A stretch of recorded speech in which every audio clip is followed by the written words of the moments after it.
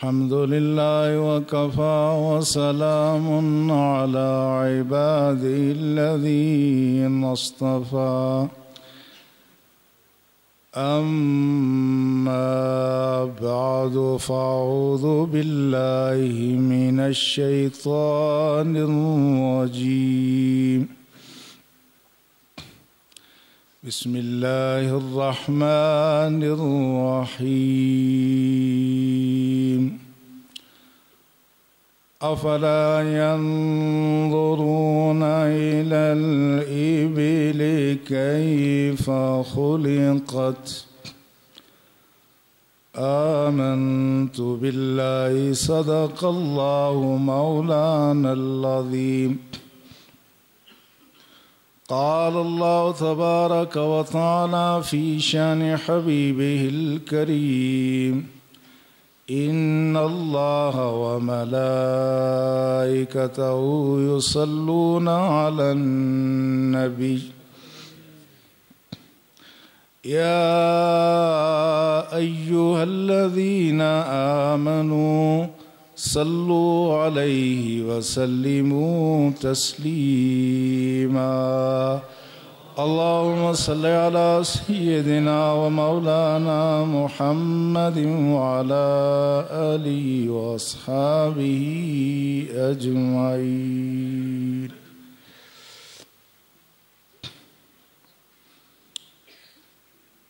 لائق احترام و تکریم برادران ملت، گزشتہ جمعۃ المبارک کے موقع پر ہم جس موضوع پر گفتگو کر رہے تھے آج بھی اسی کو آگے بڑھائیں گے۔ اس کا خلاصہ اور ماحصل یہ تھا کہ اسلام کا تصور حیات یہ ہے کہ کائنات میں انسان مرکز ہے اور باقی جتنی بھی مخلوق ہے، ایک اور کرسی لا دیں ان کو، یہ کوئی ایسے جھگڑے والی بات نہیں، بچوں ایک کرسی اور لے آؤ، وہی بیٹھے رہے کرسی اور لے، ہاں کرسی اور آ رہی ہے، آپ آرام سے خاموشی سے تشریف رکھ کے کرسی ایک اور آ جائے گی۔ تو اس کا خلاصہ یہ ہے کہ انسان بنیاد ہے اور باقی جتنی مخلوق ہے وہ ساری کی ساری اس کی خادم ہے۔ یہ صرف مسجود ملائکہ ہی نہیں ہے، یہ مخدوم کائنات بھی ہے۔ انسان کو صرف یہی نہیں کہ فرشتوں نے ایک ارتبہ سیدھا کر لیا، بلکہ آج بھی یہ انسان مخدوم ملائکہ بھی ہے اور مخلوق کل کائنات بھی ہے۔ ساری کائنات اس کی خدمت میں لگی ہوئی ہے۔ فرشتے ہیں تو اس کے لیے سلام، اس کے لیے رحمت کی دعائیں کرتے ہیں۔ کہیں فرشتوں کی ڈیوٹی باڈی گارڈ کے طور پہ ہے، کبھی آگے چلتے ہیں کبھی پیچھے چلتے ہیں، کبھی ہواؤں کو ہکال کے بارشوں کو برساتے ہیں، کبھی نام و پیام کی ڈیوٹی اس کے لیے کرتے ہیں، اور کبھی اس کی تخلیق کے معاملات میں تعاون بدل کرتے ہیں، کبھی اس کی تقدیر لکھتے ہیں، کبھی اس کی روزی بانٹتے ہیں۔ تو یہ سب کس کا کام ہو رہا ہے؟ خدمت ساری انسان کی ہو رہی ہے۔ جبکہ مغرب کا تصور حیات یہ ہے کہ یہ انسان بھی اس کائنات کا ایک حصہ ہے، جس طرح دوسرے حیوانات ہیں، انسان بھی ایک حیوان ہی ہے، یہ بھی اپنی زندگی گزار رہا ہے۔ اس مرحلے پر جب ہم یہ گفتگو کرتے ہیں تو ایک پہلو پر جا کر کے ہمیں دفاعی پوزیشن پہ جانا پڑتا ہے۔ وہ پہلو کون سا ہے؟ جب ہم یہ کہتے ہیں کہ اسلام کا تصور حیات یہ ہے کہ انسان اس کائنات کا مرکز ہے، اس کائنات کا محور ہے اور باقی ساری چیزیں اس کے گرد گھومتی ہیں، تو اہل مغرب ہم سے پوچھتے ہیں کہ کیا انسان کو کائنات کا خلاصہ قرار دینے والوں، کیا تم نے اپنے معاشرے میں انسان کو یہ عزت دی ہے؟ یہ وہ مرحلہ ہے جس میں ہمارے سر ندامت سے جھک جاتے ہیں۔ تم کہتے ہو انسان کائنات کی اصل ہے، ہم کہتے ہیں کائنات کا جز ہے۔ ہم نے اس کو جز مان کر جو عزت اس کو دی ہے، وہ کیا تم نے اس کو کل مان کر کے وہ عزت اپنے ملکوں میں دی ہے؟ اس کا مطلب یہ ہوا کہ ہم جو 56-57 اسلامی ممالک کہتے ہیں، یہ اسلامی ممالک نہیں ہیں، یہ مسلمانوں کے ملک ہے۔ اسلامی ملک ہونا اور بات ہے، مسلمانوں کا ملک ہونا اور بات ہے۔ اسلامی ملک اگر ہم ہوتے تو پھر ہم اس انسان کو اپنے معاشروں میں وہ عزت دیتے جس کا یہ مستحق تھا، جس کا قرآن و سنت نے کہا وَسَخَّرَ لَكُم مَّا فِي السَّمَاوَاتِ وَمَا فِي الْأَرْضِ، ہم نے زمین و آسمان کی ہر چیز کو تمہارا تابع فرمان کیا۔ تو جب انسان کے تابع فرمان مخلوق ہے اور انسان اللہ کا تابع فرمان ہے تو پھر مسلم معاشروں میں انسان کو انسان کا تابع نہیں ہونا چاہیے تھا۔ وہ آزادی، وہ عزت، وہ احترام انسان کو ملنا چاہیے تھا جس کا وہ مستحق تھا۔ اور یہی وہ پہلو تھا جس پہ حضرت عمر نے کعبۃ اللہ کو مخاطب کر کے کہا تھا کہ خدا کا گھر ہے، تو روئے زمین پر تیری بڑی عزت ہے، مگر ایک مسلمان کے خون کی حرمت تجھ سے زیادہ ہے۔ یہ اصل صبر حیات تھا۔ اس سے یہ معلوم ہوتا ہے کہ اسلام کا صبر حیات کچھ اور ہوتا ہے، مسلمانوں کا عمل کچھ اور ہوتا ہے۔ جس مسلمان معاشرے میں، مسلمان ممالک میں جہاں بڑوں کے حیوانوں کو، کتوں کو وہ سہولتیں میسر ہیں جو غریب انسانوں کو میسر نہیں ہیں۔ ایک دفعہ ملتان میں نے مولانا شاہ نورانی کی تقریر سنی تو وہ کہہ رہے تھے کہ ایک بڑے وڈیرے جو روحانیت کے بھی دعوے دار تھے، جو خون کسی کا چوسے وہ روحانیت کا دعوے دار ہو سکتا ہے؟ کہتے ان کے کوٹھی کے قریب جلسہ تھا، تو جب رات کو لوڈ شیڈنگ ہوتی، بجلی بند ہوتی تو کتے بھونکتے، جب لائٹ آتی تو وہ خاموش ہو جاتے۔ تو میں نے تقریر کے بعد لوگوں سے پوچھا کہ یہ کیا معاملہ ہے، یہ کس کی کوٹھی ہے؟ کہا یہ فلاں صاحب کی کوٹھی ہے۔ کہا ان کے کتے ایئر کنڈیشن کمروں میں رہتے ہیں، تو جب لوڈ شیڈنگ ہوتی ہے، گرمی محسوس کرتے ہیں تو بھونکتے ہیں۔ جس ملک میں ایک طبقہ جو ظالم طبقہ ہے، جس نے اس ملک کے غریب عوام کا خون چوسا ہے، ان کو ایئر کنڈیشن کمرے اور ان کے ایئر کنڈیشن کوٹھیاں، اور غریب آدمی باہر کھلے آسمان تلے رات گزارتا ہے، جہاں یہ صورتحال ہو وہاں ہمیں یہ آئیڈیالوجی پیش کرتے ہوئے شرم آتی ہے۔ یہ کوئی ایک ملک کی بات نہیں ہے۔ ایسے ملک جہاں سے اسلام چلا، جہاں اسلام کے حدود و قصاص اور سزائیں بھی نافذ ہیں، وہاں بھی انسان کو وہ حق حاصل نہیں ہے جو ایک انسان کو حاصل ہونا چاہیے۔ وہاں پر بھی وطنی اور خارجی کی تفریق ہے، اپنے اور غیر کی تفریق ہے۔ جو اس ملک میں پیدا ہوا اس کو اور حقوق حاصل ہیں، جو باہر سے آیا خواہ وہ کلمہ ایک ہی پڑھ رہا ہو اس کا وہ حق نہیں ہے۔ اور اس ملک میں جو آدمی کاروبار کرے وہ اس ملک کے وطنی کو پیسے الگ دے گا جو بتتا ہے، بتے کے علاوہ اس کو اور کوئی نام نہیں دیا جا سکتا۔ اور وہی بات جس کو اسلام نے سود کو کیوں حرام قرار دیا، کہا وہ زیادتی بلا عوض ہے۔ ایک آدمی کام کچھ نہیں کرتا، دوسروں کی محنت سے کھاتا ہے۔ معلوم یہ ہوتا ہے کہ جہاں پر بھی کوئی دوسروں کی محنت سے کوئی آدمی بلا جواز کھائے وہ شرعاً حرام اور ناجائز ہے۔ اگر اس بنیاد پہ سود حرام ہے تو پھر بعض عرب ممالک میں محنت کرنے والے خارجی جو ہیں محنت وہ کرتے ہیں تو پیسہ وطنیوں کو کس بات کا دیتے ہیں؟ یہ انسانیت کی تحقیر ہو رہی ہے روئے زمین پر، جس کی وجہ سے یہ لگتا ہے کہ مسلمان کسی اور طرف جا رہا ہے، اسلام کسی اور طرف جا رہا ہے۔ مگر یہ بات اپنے طور پر مسلمانوں کا طرز عمل الگ ہے، لیکن کائنات کا ذرہ ذرہ یہ بتاتا ہے کہ مجھے انسان کی خدمت کے لیے تخلیق کیا گیا ہے۔ اگرچہ مسلمان اپنے عمل سے یہ بات ثابت نہ کر سکے کہ کائنات کا مرکز اسلام میں مسلمان ہے، انسان ہے، لیکن یہ ریت کے ذرے، آسمان پہ چمکتے ہوئے ستارے، اور یہ دریاؤں کی موجیں اور لہریں، اور پھول کا تبسم، اور حیوانات جو روئے زمین پر پھیلے ہوئے، یہ سارے یہ اپنے زبان حال سے پکار رہے ہیں کہ ہمیں انسان کی خدمت کے لیے پیدا کیا گیا ہے۔ یہ وہ بنیاد ہے جس پر ہم آج بات تھوڑی سی آگے بڑھائیں گے۔ اور آج حیوانات کا ذکر مقصود نہیں ہے، اللہ کی عظمت مقصود ہے۔ آپ ذرا اندازہ فرمائیں، اللہ جل شانہ نے جب فرمایا افلا ينظرون الى الابل کیف خلقت، کیا یہ لوگ اونٹ کو نہیں دیکھتے کہ وہ کیسے پیدا کیا گیا ہے؟ سوال یہ پیدا ہوتا ہے کہ ہم اونٹ کو اگر دیکھنا بھی لگیں تو کیا ہمیں تخلیق سے کیا نظر آئے گا؟ ہم سارے اگر اونٹ کو دیکھیں تو کیا نظر آئے گا؟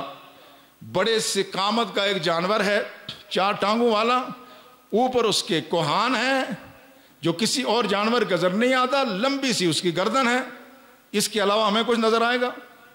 آپ 10 بار اونٹ کو دیکھیں ہمیں تو یہ کچھ نظر آئے گا۔ تو اللہ کے ذات جو فرما رہے ہیں افلا ينظرون الى الابل کیف خلقت، کیا وہ لوگ اونٹ کو نہیں دیکھتے کیسے پیدا کیا گیا؟ معلوم ہوتا ہے اس میں خطاب تو ہمیں بھی ہے، یہ خطاب 1400 سال پہلے کے انسان کو بھی تھا، مگر یہ خطاب دراصل اس دور کے جو علم الحیاتیات کے ماہر ہیں، جو بیالوجسٹ ہیں، جو زوالوجسٹ ہیں، جو علم الحیوانات کے ماہر ہیں، یہ خطاب براہ راست ان کو ہو رہا ہے جن کو اس حیوان کی خصوصیات کا پتہ ہے۔ ہمیں تو کوئی پتہ نہیں، ہم 1000 بار دیکھیں کہ ہمیں اونٹ کا اونٹ ہی نظر آئے گا، ہم تو کچھ دیکھ نہیں سکتے، ہمیں اس کو دیکھ کر کے کچھ پتہ نہیں چلے گا، اس میں اللہ کی تخلیق کا تو پتہ چلتا ہے، مگر اس کی عظمت کا خالص دنیاوی نقطہ نظر سے اونٹ کو دیکھنے ہمیں نہیں پتہ چلتا۔ تو معلوم کیا ہوا کہ اسلام ایک ایسا دین ہے، اس میں ایسی آیات موجود ہیں جو نازل 1400 سال پہلے ہوئی مگر خطاب آج کے دور کے انسانوں کا ہے، اور کچھ ایسی آیات ہیں جن کا مخاطب آج کے بعد کے دور کا انسان ہوگا، ہم سے ہزاروں سال بعد۔ اس انسان کو یہ قرآن جوڑ کر کے پوچھے گا کہ تم یہ بھی دیکھو، یہ بھی دیکھو، یہ بھی دیکھو۔ ہم تو صرف یہ کہتے ہیں کہ اب اللہ نے جو یہاں فرمایا افلا ینظرون الی الابل کیف خلقت، یہ لوگ اونٹ کو نہیں دیکھتے، تو یہ دیکھنے والا اب علم الحیوانات کا ماہر اس کو دیکھتا ہے۔ کہاں سے دیکھتا ہے؟ اس کو نتنوں سے دیکھیں، بظاہر تو نتنے معلوم ہوتے ہیں۔ پچھلی دفعہ میں نے گزارش کی تھی کہ اس کے نتنوں میں اللہ نے ایسی اس کی کیفیت، اس کی تخلیق ایسی ہے کہ یہ جتنی بھی ریت چلے صحراؤں میں، یہ چونکہ صحرا کا جانور ہے، اس کو صحرائی جہاز کہتے ہیں۔ یہ پیدا کیوں ہوا کہ انسان کی خدمت کرے، مگر کہاں؟ صحراؤں میں، جہاں پانی بھی کم ہے، جہاں ہر طرف گرد و غبار ہے، جہاں غذا کی قلت ہے، ایسی صورتحال میں یہ انسان کے لیے سواری کا کام بھی دیتا ہے، اور اس کی مادہ انسان کے لیے دودھ بھی فراہم کرتی ہے۔ یہ صحرائی جانور ہے، صحرا میں انسان کو سہولت فراہم کرتا ہے۔ اب جب اس کے نتنوں کو آج کا علم الحیوانات کا ماہر اس کے نتنوں کے اندر جھانک کر کے اس نے دیکھا، اس نے کہا کہ انسان کے نتنوں میں بھی یہ گرد و غبار روکنے کی صلاحیت موجود ہے، مگر انسان کے مقابلے میں اس جانور میں 100 گنا زیادہ اس میں اہلیت موجود ہے۔ ہم تو وضو کر کے ناک صاف کریں گے، یہ کہاں وضو کرے گا؟ اس کا ناک کیسے پاک ہوگا؟ اس کی خاصیت یا اس کے ناک میں خدا نے وہ صلاحیت رکھی ہے انسان سے 100 گنا زیادہ۔ یہ ان جراثیم، یہ ان کو جب ہوا چلتی ہے، آندھی چلتی ہے، اول بات یہ ہے کہ اس کی گردن اتنی اوپر ہے، یہ گردن زمین سے تقریباً 9 فٹ اوپر رکھتا ہے۔ جب ہوا چلی اب پتہ چلا اس کی لمبی گردن کیوں ہے۔ ہم نے بادیوں نظر میں دیکھا تو ہمیں تو لمبی گردن نظر آئی، پتہ نہیں چلا کہ یہ لمبی گردن ہے کیوں۔ اس کی لمبی گردن اس لیے تھی کہ جب ہوا چلے، ریت اڑے تو اس کی گردن اتنی اوپر ہو کہ عام طور پہ ریت اتنے اوپر نہ جائے، جو بچ کے جائے بھی تو یہ نتنے بند کر دیتا ہے اور اس کے اندر کچھ چیز داخل ہی نہیں ہونے دیتا۔ اب اس کو کہا جا رہا ہے بایولوجسٹ کو، افلا ینظرون الی الابل کیف خلقت، تم دیکھتے نہیں ہو کہ کیا خوبصورت نظام ہم نے بنایا، کیا حادثے کی پیداوار ایسے ہو سکتی ہے؟ وہ لوگ جو کہتے ہیں یہ کائنات حادثے کی پیداوار ہے، ان کے عقل پر ماتم کرنے کو جی کرتا ہے۔ کیا یہ اس طرح کی بات یہ حادثے کی پیداوار ہو سکتی ہے؟ ہرگز نہیں۔ پھر اس کی آنکھوں کو دیکھو، اس کی آنکھیں کیسی ہیں؟ ہم نے بظاہر دیکھا تو اس کی آنکھیں نظر آئیں، کچھ نہیں پتہ چلا۔ علم الحیاتیات کا ماہر نے جب اس کے پلکوں کو دیکھا، پلکوں کو گنا تو پتہ چلا کہ اس کے پلک دورے ہیں، ہمارے پلک وہ سنگل ہیں، اس کے ڈبل پلک ہیں۔ ڈبل پلک اس لیے کہ جب ریت چلے اور طوفان اٹھے صحراؤں میں تو یہ اس کے اندر یہ صلاحیت ہو کہ اگر ریت کا ذرہ اوپر والے پلک پہ جائے تو اندر والا پہلے ہی بند ہو جائے۔ بیالوجسٹ یہ کہ اس کے اندر انٹرلاک سسٹم ہے، جو ریت اڑتی ہے یہ فوراً اس کی آنکھ فوراً ہی بند ہو جاتی ہے، اگر کچھ تھوڑے بہت ذرات آئیں بھی تو اس کے پلکوں کے اوپر چونکہ دوری طے بچھی ہوئی ہے اس کے اندر جاتے ہی نہیں۔ دوسری اس کی آنکھ کی خصوصیت یہ ہے کہ یہ چیزوں کو دور سے دیکھتا ہے، اس کو چیزیں دور کی چیزیں قریب نظر آتی ہیں اور بڑی نظر آتی ہیں۔ اس کی وجہ یہ ہے کہ یہ دور سے اس صحرا میں اپنی خوراک تلاش کر لیتا ہے، دور سے جھاڑیاں نظر آتی ہیں وہاں پہنچ جاتا ہے۔ پھر اس کے جو لب ہیں یہ عام باقی مخلوق کی طرح سے نہیں ہے، اس کے لب یہ ربڑ کی طرح سے ہیں. یہ جب اپنا چارہ چرتا ہے تو یہ اپنی زبان کو کبھی باہر نہیں نکالتا. یہ زبان جب باہر نکلتی ہے آدمی کے جسم کا پانی خارج ہو جائے، جس کہتے ہیں نا ہوا خارج ہو، یہ منہ سے یہ جو بہاپ ہوتی ہے، کیا یہ ہوا نہیں ہے، یہ پانی خارج ہوتا ہے. یہ چونکہ صحرا کا جانور ہے، اس کو پانی کی ہے ضرورت، اس لیے اللہ نے اس کا نظام ایسے بنایا یہ کبھی اپنی زبان باہر نہیں نکالتا. ایسا نہ ہو میرے جسم میں پانی کم ہو جائے. خدمت کرنی ہے اس نے انسان کی صحرا میں خدمت کرنی ہے. لہذا جب صحرا میں پانی کی قلت ہے تو اس کی تخلیق میں خدا نے اس کی سرشت میں یہ بات رکھی، یہ زبان باہر نہیں نکالتا، اس لیے کہ اگر یہ نکالے گا زبان باہر، پانی باہر نکل جائے گا تو اس کا مالک اس کو پانی کہاں سے پلائے گا. افلا ينظرون الى الابل كيف خلقت، تم اس اونٹ کو دیکھتے نہیں کیسے ہم نے پیدا کیا. یہی بات نہیں، پھر اس کا باقی جو نظام ہے، اس کا جو کوہان ہے، باقی کسی جانور کے اوپر یہ کوہان جس کو کب آپ کہتے ہیں نا، یہ تو نہیں ہے. اس جانور پر اس کی کیا وجہ ہے؟ ہم نے دیکھا تو ہمیں یوں لگا کہ یہ کوئی اضافی سی چیز ہے، لیکن جب علم الحیوانات کے ماہرین نے اس کے کوہان کو جہاں کر کے اندر سے دیکھا، پتہ یہ چلا کہ اس کے جسم کا جو کل وزن ہے اس کا 1/5 حصہ اس کے کوہان کے اندر موجود ہے. یہ ہے صحرائی جانور. صحرائی جانور کے لیے اس کا مالک نہ اس کے لیے بہت عرصے کا پانی ساتھ رکھ سکتا ہے، اس لیے کہ اس کا چارہ بھی زیادہ ہے، اس کا پانی بھی زیادہ پیتا ہے. یہ چارہ کھائے تو یہ تقریباً 30 سے 50 کلو روزانہ اس کی خوراک ہے. پانی پیے تو یہ تقریباً 70-80 لیٹر پانی اس کو روزانہ کا چاہیے. ہے یہ صحرائی جانور، پیدا کیا انسان کی خدمت کے لیے، تو اب اس کا کوئی نظام ہونا چاہیے کہ اس کا مالک اس کو پانی پلائے یا خود پانی پیے. تو پھر اس کا نظام کیا ہے؟ اللہ جل شانہ نے اس کے کوہان کو جو بلند کیا ہے، اس کی تمام اضافی خوراک یہ اپنی خوراک اٹھائے پھرتا ہے. یہ اپنی خوراک اٹھائے پھرتا ہے، اور اس کی خوراک کی پوزیشن یہ ہے کہ اگر اس کو جو خوراک اس کو 30 سے 50 کلو روزانہ چاہیے، اگر 2 کلو بھی خوراک ملتی رہے تو یہ اس کو 10 دن تک تو کوئی اثر ہی نہیں ہوتا. اس کا وزن صرف کہتے ہیں 22% کم ہوتا ہے، لیکن یہ اپنا کام جس خدمت پہ خدا نے مامور کیا ہے، یہ اپنے مالک کے لیے چلتا بھی ہے، اپنے مالک کو اپنے کندھے پر اٹھاتا بھی ہے. اس کی مادہ اپنے مالک کو دودھ کے صحرا بھی کرتی ہے. 10 دنوں تک اگر اس کو کچھ بھی نہ ملے تو پھر بھی یہ زندہ رہتا ہے، بغیر ایک گھاس کا ایک قطرہ بھی لیے بغیر، گھاس کا تنکا بھی لیے بغیر، پانی کا ایک گھونٹ لیے بغیر 10 دن تک یہ اپنے مالک سے مطالبہ ہی نہیں کرتا. افلا ينظرون الى الابل كيف خلقت. خدا کے بندوں، تم اللہ کی اس مخلوق کو نہیں دیکھتے؟ کس نے اس میں یہ صلاحیت رکھی ہے؟ یہ جو 10 دن تک کھائے پیے بغیر چلتا بھی ہے، دودھ بھی دیتا ہے، یہ کس نے صلاحیت رکھی؟ یہ رب نے رکھی. اور کس کے لیے رکھی؟ انسان کے لیے رکھی. اس لیے وہ مقامات جس 80 کی دہائی میں جو افریقہ میں جو قید پڑا، اس میں وہ علاقے جہاں اونٹ کا دودھ پیا جاتا تھا، اس میں اکثر لوگ محفوظ رہے، باقی لوگ مر گئے. وہ کیوں محفوظ رہے؟ کہ اونٹ نے ایک عرصے تک، اونٹ کی مادہ نے ان کو دودھ پلایا اور اونٹ نے ان کے لیے سفر کا اہتمام کیا. لہذا اس کی یہ کیفیت ہے کہ اگر اس کو 30 دن تک پانی کا ایک قطرہ بھی نہ ملے تو پھر بھی یہ زندہ رہتا ہے. 30 دنوں تک پانی کا ایک قطرہ نہ ملنے کے باوجود بھی یہ زندہ رہتا ہے.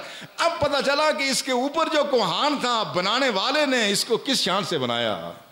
جس مقصد کے لیے اس کو بنایا گیا تھا، اس مقصد کے لیے اس کے اوپر اس کی خوراک اس کی پشت پر خدا نے لاد دی.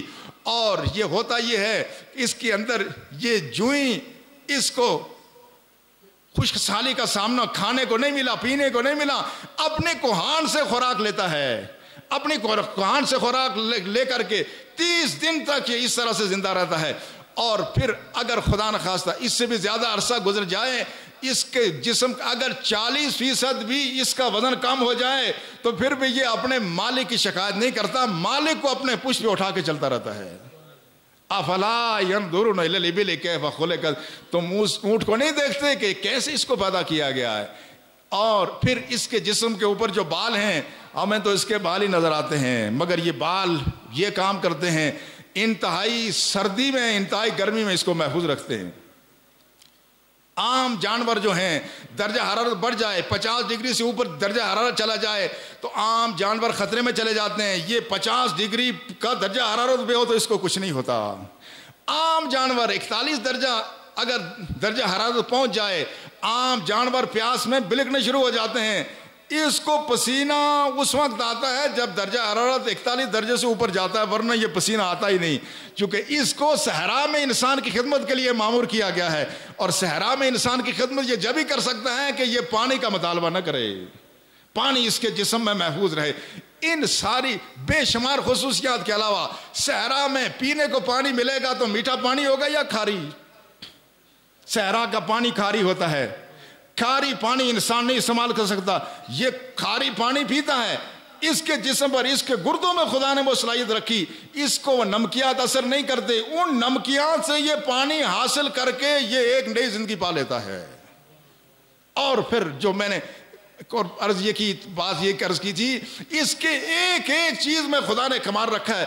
یہ جس پاؤں پر چلتا ہے، یہ پاؤں میں خدا نے یہ کیفیت رکھی ہے، یہ ریت کے اوپر اپنی گرفت بھی مضبوط کرتے ہیں۔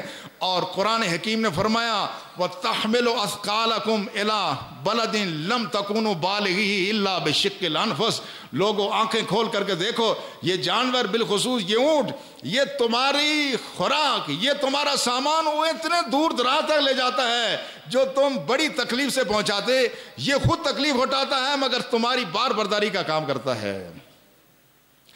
آج کی جدید تحقیق یہ بتاتی ہے کہ اونٹ جو صحرا میں سفر کرتا ہے 50 کلومیٹر سے لے کے 150 کلومیٹر یہ ایک دن کر لیتا ہے۔ کوئی جدید ترین مشینری ایسی نہیں ہے جو صحرا میں اونٹ کا مقابلہ کر سکے۔ تحمل اثقالکم الی بلد لم تکونوا بالغ الا بشق الانفس، جو دور دراز تک یہ تمہارے لیے بار برداری کا کام بھی کرتا ہے۔ پھر رب فرماتا فلا ينظرون الى الابل کیف خلقت، کیا تم دیکھتے نہیں ہم نے اونٹ کو کیسے پیدا کیا؟ اس کا سارا نظام، سارا وجود یہ کس کی خدمت کر رہا ہے؟ یہ انسان کی خدمت کرتا ہے، مگر اس کی خدمت میں، اس کو بنانے میں، یہ ہے بڑا دیو ہیکل جانور، یہ اگر انسان پر حملہ آور ہو جائے، یہ باغی ہو جائے تو کئی انسان مل کر بھی اس کو قابو نہیں کر سکتے۔ مگر اس کی آنکھ میں خدا نے جو ایک بات رکھی ہے جس کا میں نے تذکرہ کیا تھا، وہ کیا بات تھی؟ اس کو چیزیں بڑی نظر آتی ہیں۔ اس لیے آپ نے دیکھا ہوگا کہ بعض دفعہ اونٹ کو ہاکال کے لے جانے والے چھوٹے چھوٹے بچے ہوتے ہیں، چھوٹے بچے لے جا رہے ہیں، نکیل پکڑی ہوئی ہے، اگر وہ زور سے سانس بھی لے، پھونک بھی مارے تو بچہ اپنی جگہ سے ہل جائے، مگر اس کے پیچھے وہ بڑا فرما بردار ہو کے چلتا ہے۔ اس کی کیا وجہ ہے؟ قرآن نے کہا وَذَلَّلْنَاهَا لَكُمْ، ہم نے ان کو تمہارا تابع فرمان بنایا۔ اس اونٹ کو چھوٹا بچہ بھی بہت بڑا انسان نظر آتا ہے۔ اس کی آنکھ کا معائنہ کرنے کے بعد آج پتہ چلا وَاسْقَلَادَكَ سَخَرْنَاهَا لَكُمْ، اور ہم نے ان کو تمہارے لیے مسخر کر دیا۔ دوسرا فرمان ذَلَّلْنَاهَا لَكُمْ، ہم نے اس کو تمہارا تابع فرمان کر دیا۔ تمہارے نوع انسانی کا چھوٹا بچہ بھی اس کو بہت بڑا انسان معلوم ہوتا ہے، یہ اس کے پیچھے چلتا ہے۔ اتنی خصوصیات تو یہ ایک جانور میں ہیں جس کو ایک نظر میں دیکھنے میں ہمیں کچھ نظر نہیں آ رہا تھا، آج کا انسان دیکھ رہا ہے، اس میں بے شمار خصوصیات ہیں، مگر یہ ساری خصوصیات کس کے لیے ہیں؟ یہ کس کی خدمت کر رہا ہے؟ یہ انسان کی خدمت کر رہا ہے۔ مگر اس کے وجود کے اندر ایسی خصوصیات بھی ہیں جس کا آج تک ہمیں نہیں پتہ چلا، آئندہ آنے والے انسانوں کو پتہ چلے گا۔ اس کا ایک اشارہ، ایک جھلک رسول اللہ صلی اللہ علیہ وسلم کی اس حدیث میں ملتی ہے۔ اس کو شرح سنہ میں روایت کیا گیا ہے۔ صحابہ کہتے ہیں ہم کننا نسیر مع رسول اللہ صلی اللہ علیہ وسلم فمررنا ببعیر، کہتے ہیں ہم رسول اللہ کے ساتھ جا رہے تھے، اتنے میں رسول اللہ کا گزر ایک اونٹ کے پاس سے ہوا، فرجرجرا، تو اونٹ نے کیا کیا؟ جو ہی اللہ کے رسول کو دیکھا تو فوراً چلایا اور فوراً اپنی گردن وَوَضَعَ جِيرَانَ، اور اس نے اپنی گردن زمین کے اوپر رکھ دی۔ یہ جیران عربی زبان میں اونٹ کی گردن کے سینے سے لے کر کے اس کے سر تک کے ایسے کہتے ہیں۔ صحابہ کہتے ہیں ہم چل رہے تھے، چلتے چلتے اونٹ کے پاس سے گزر ہوا تو ہم نے دیکھا کہ وہ اونٹ چلایا بھی اور اپنی گردن بھی رسول اللہ کے قدموں میں لا کے رکھ دی۔ تو رسول اللہ نے فرمایا این صاحب ھذا البعیر، کہا اس اونٹ کا مالک کدھر ہے؟ وہ مالک آیا، آپ نے فرمایا بے نی ہی، یہ اونٹ میرے ہاتھ بھیج دو۔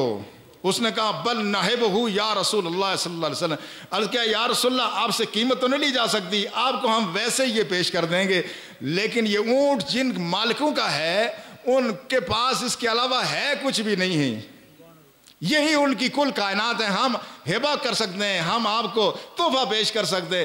فرمایا فَإِذَا ذَكَرْتَ عَنْهُ فَإِنَّهُ شَكَا عَنْ كَثْرَةِ الْعَمَلِ وَقِلَّةِ الْأَلْفِ أَحْسَنُهُ، کہا جب تم اونٹ کے بارے میں یہ بات کر رہے تھے تو اونٹ مجھ سے شکوہ کر رہا تھا کہ میرا مالک مجھ سے کام زیادہ لیتا ہے، مجھے کھانے کو کم دیتا ہے۔ فَأَحْسَنُوهُ، تم اس کے ساتھ احسان کرو۔ اس حدیث پر ذرا توجہ فرمائیں۔ اس حدیث سے یہ معلوم ہوا کہ اونٹ اللہ کے رسول کو پہچانتا بھی ہے۔ اگر اللہ کے رسول بلاتے تو بات اور تھی، یہ اونٹ کے اندر یہ صلاحیت موجود ہے کہ خدا کے رسول کو پہچانتا ہے، تو اس لیے تو رسول اللہ صلی اللہ علیہ وسلم کے سامنے چیخا، ورنہ مالک کے سامنے نہیں چیختا تھا۔ جب تک مالک اس پر لاتا تھا، بھوکا رکھتا تھا، وہ خاموش رہا۔ اللہ کے رسول کو دیکھ کر کے اس کے صبر کا دامن اس کے ہاتھ سے چھوٹا تو وہ جرجرا، تو وہ بہت زور سے چلایا۔